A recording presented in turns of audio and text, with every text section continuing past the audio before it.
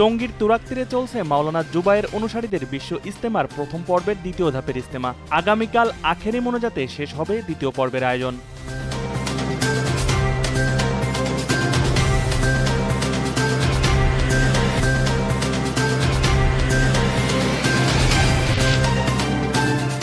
যুক্তরাষ্ট্রের national prayer breakfast অনুষ্ঠানে যোগ দিতে বিএনপি মহাসচিব মির্জা ফখরুল ইসলাম আলমগীর ও স্থায়ী কমিটির সদস্য আমির খসরু মাহমুদ চৌধুরী নিরাপদে ওয়াশিংটন পৌঁছেছেন।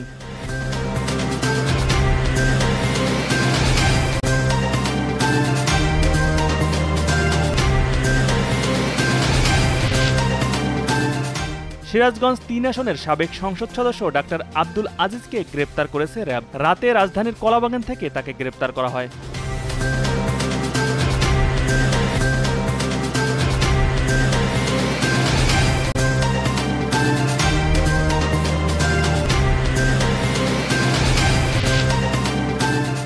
উত্তর আফ্রিকার দেশ সুদানে ভয়াবহ হামলা ও সংঘাতে কমপক্ষে ৬৫ জন নিহত হয়েছেন। আহত হয়েছেন আরও ১৩০ জন। দেশটির দক্ষিণ ও পশ্চিমাঞ্চলে লড়াইয়ে হতাহতের এ ঘটনা ঘটে।